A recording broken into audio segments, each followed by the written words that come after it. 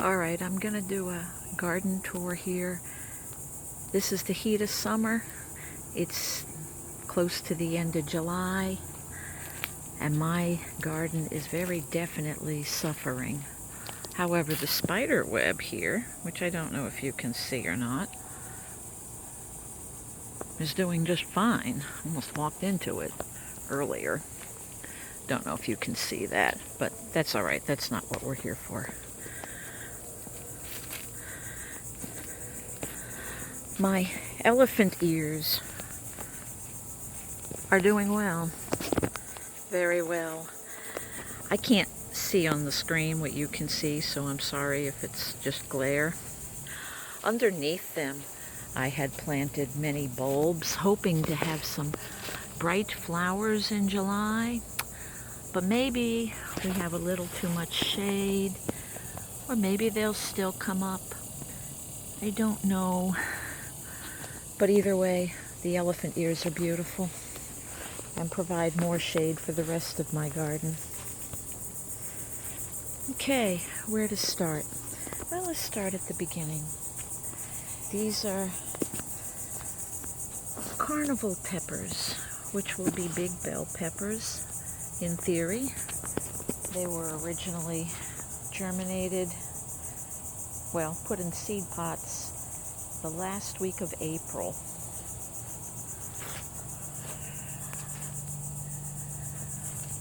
They think they've been having a rough time. I treated almost all my plants with copper fungicide. This is the second week running, hoping to work on the blight.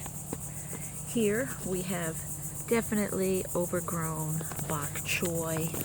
It actually is starting to go to seed. It's kind of pretty. I actually ate one about 2 days ago, and they still taste good. Actually, it was yesterday. I threw a random green bean seed in here because my other beans did not seem to be doing so well. This is going to be a purple bean. Speaking of other beans, these here are provider beans. They're in shade about half the day, probably more than half the day. A little bit of rosemary that I took from cuttings. I'm happy that they're growing. This here is orange chard, and they've had a rough life. They have lived in my front yard for a while where it's much hotter. I brought them back here. We had a bad rain. They died back to nothing. They've come back, and I've eaten off them twice.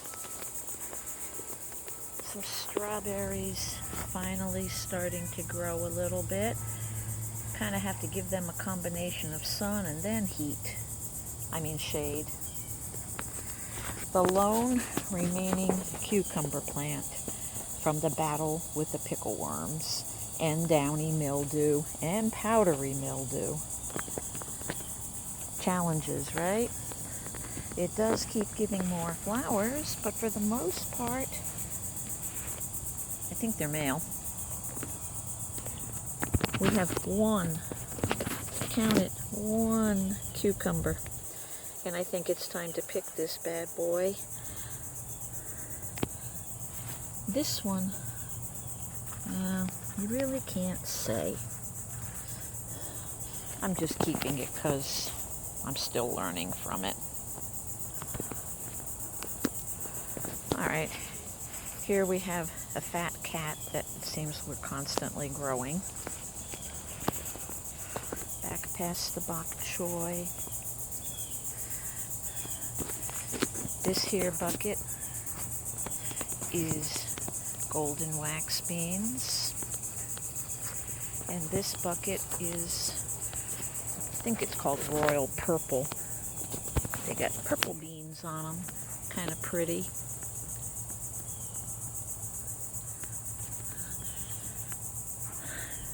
But they're not as prolific as I thought they should be. I think I have the dirt down too low inside the pot. This was one of the first things I planted many months ago. I've planted new ones out front in the ground, and so far so good, although I do have to shade them from the heat. Here I have a row of Super Sweet 100 cherry tomatoes, looking to see if there's any cool activity. Well, there are some flowers. Let's give them a little shake. It's so hot, but things seem to do better back here in the shade. Couple tomatoes. Yeah, there they are. And there they are. Every time I start walking around in the shade, I want to sing, "It's an octopus's garden in the shade." That kind of dates me, doesn't it?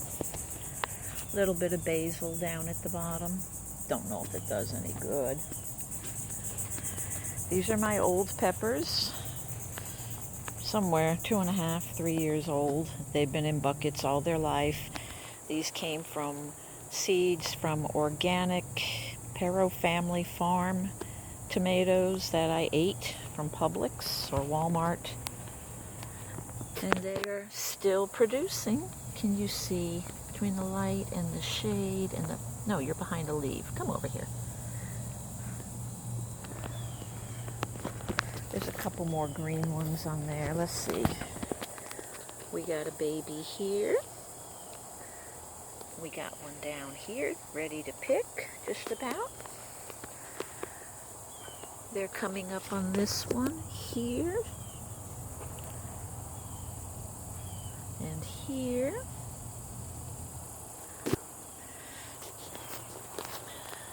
They don't get much care. I've decided a couple times to throw them away, and they always do something to surprise me and come back. These are Husky cherry hybrids from Bonnie Plants. They went through a bad spell with some rain, but they seem to be recovering. And since I've treated them with the copper fungicide, that's twice, and I've been doing neem oil twice a week, and I've started adding Epsom salt once a week, about a tablespoon to the top of the bucket. They're doing better. I know they're all naked on the bottom, but the leaves all looked like that before. I didn't think we were going to live. Here we have Super Sweet 100s. You can see that the pattern is different on how the tomatoes set fruit compared to the Huskies. I think the Huskies taste sweeter, but any tomato's a good tomato, right? Again, it suffered the same illness because of the leaves being too wet with all the rain. Here we have one that should not be alive at all. I love this plant. This was also a Husky hybrid, bought as a start, and it was so far along by the time I got around to transplanting it, it was too late. So I put a bucket, there's a black bucket in here, inside a white bucket to kind of give it a little bit of shade. And I drilled holes around the side of the bottom of the bucket, all the way around, and put some rocks down there. So when I water, the water sits in the bottom of the bucket, the excess water, and it kind of releases moisture up into the bottom of the black bucket. It's not the best wicking arrangement. and I'm going to start working on ways to do that. This one has completely broken off. Its stem, trying to walk around to show you, has completely broken off the stem. I was not able to save the stems to reroot, but this one broke off somewhere around there after a rainstorm, and now it is definitely growing more. We have some fresh flowers up here. I think the heat, you know, when you have heat extremes over 100, it's kind of hard. Although most of the day they're in dappled sunlight or shade. They probably only get about 3 hours of direct light during the day. This here is the celebrity of the garden, which is also the name of the type of tomato it is. It's the only big tomato that I currently have. That's 1, 2, 3, 4, 5. It had been at the other end of the row, and I picked up the bucket and it was so light I could see that it was losing a lot of water to transpiration, respiration. So I've moved it a little further down. Hopefully it'll get more shade here, even though it looks like it's out in the open. I'll check it tonight. A few more Super Sweet 100s. They are growing up. I'm not quite sure what to do about that. I guess I'll just let them fall over. I feel like I'm in a jungle sometimes. I love it. There's some watermelon here. The 2 types, although I don't think they're both going to make it. This here is the crimson that gets about 30-pound watermelons. And this here little one with the smaller leaves is a sugar baby. There's 2 or 3 of them in that mess. And it started as a little row in the center, and of course it's expanding. And I'm gonna be putting down some more dirt around it and clearing it out and letting it expand as much more as it would like. I don't know. We'll see what happens. Look, there's a flower. I know there's been a couple in the last few days. There's also a weed.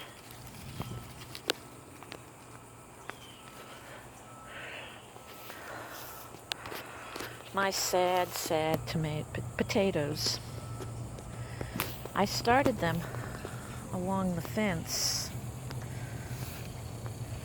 You can't even tell they're potatoes. This is ridiculous. Here we are.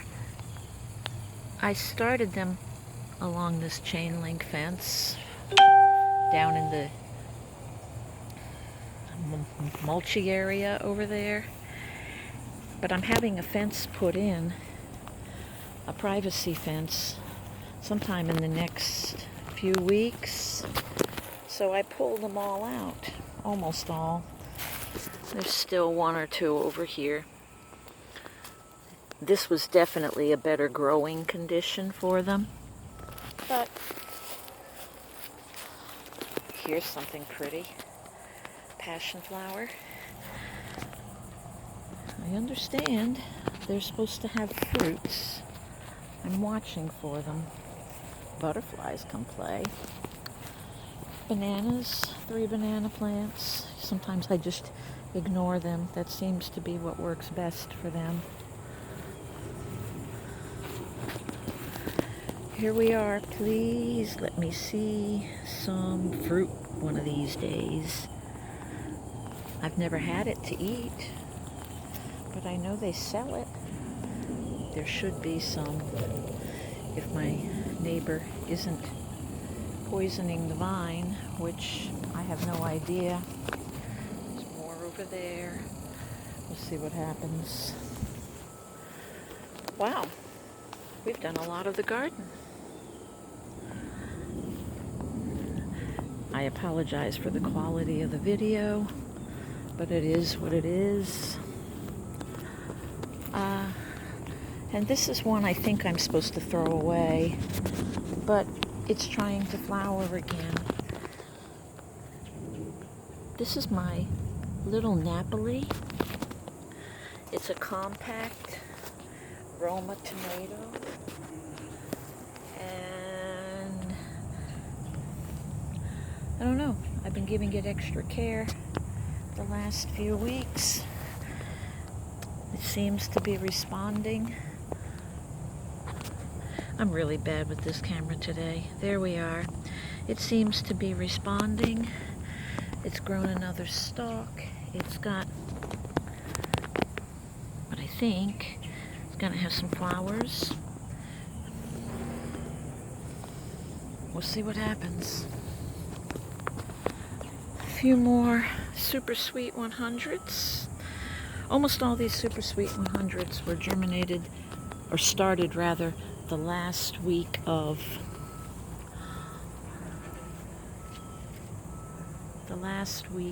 April.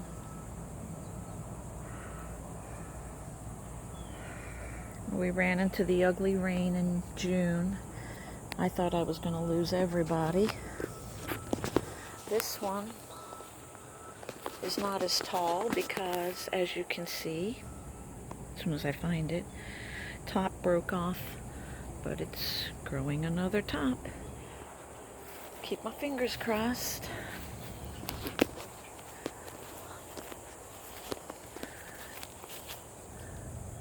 These were Romas that were put into dirt on April 27th. And I kept them in a very shaded area. I didn't want them to take off right away, because I understand they're supposed to grow well in the heat of the summer. We'll see. We have here carnival peppers. These will be bell peppers. I also kept them in the shade in the front so they wouldn't start growing too soon. Pineapple number 1, pineapple number 2, a little bit of mint. Another of the Romas. You see, they're still in the shade. I don't want them to take off while they're in these small pots, and I still want to wait a little bit. This was the top of a Super Sweet 100 that broke off, and I just stuck it in dirt and no other special treatment. Seems like we're growing. My blueberry. This does puzzle me. I'm not sure how old it is. I bought it from Rootstock. Well, not Rootstock. I bought it at Walmart. And I guess if I look at the age of the wood and the different canes, I can figure it out, but that's not today. Here you can see how small. Can you see? Trying to show you how small the flowers are and the little berries on it, but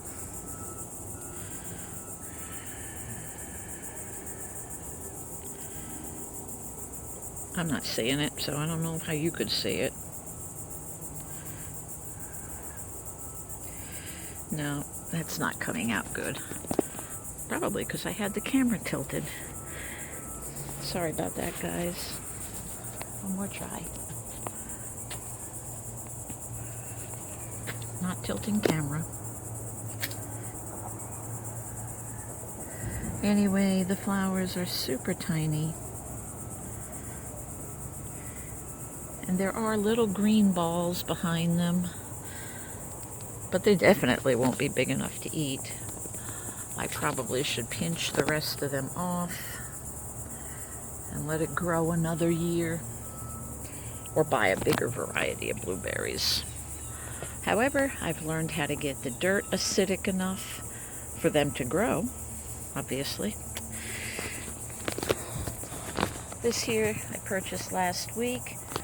It's called a Phoenix, and it's supposed to be heat resistant to grow throughout the summer. We will see. Here's the other two that were in the same pot. Don't know. Here's a couple little ones called Heat Master. Also purchased last week. We'll see. Pretty little flower. Some more of those tomatoes that we're trying to stall on for another few weeks. These here are San Marzano tomatoes. Also a paste tomato. This is some kind of pretty flower. What is it? Oh, it's echinacea.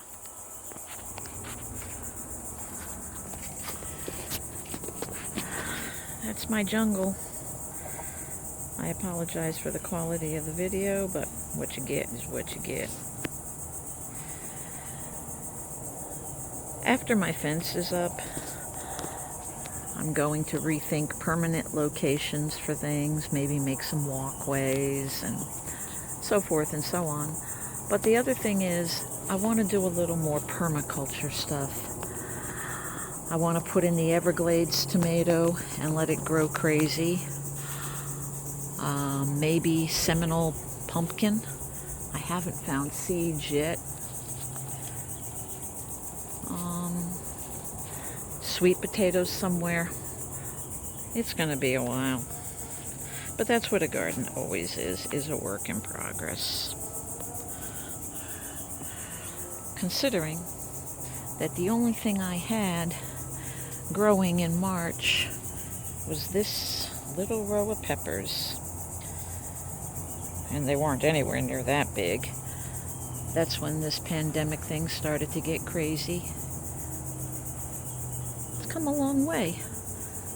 End of March, April, May, June, July, 4 months of life. My thanks have to go to Jess from Roots and Refuge and to Luke from M.I. Gardener, because their videos that very week encouraged me to start growing food. Oh, I also had bok choy before then. But that was it. All right. Hope you could see some of this. Y'all have a good day.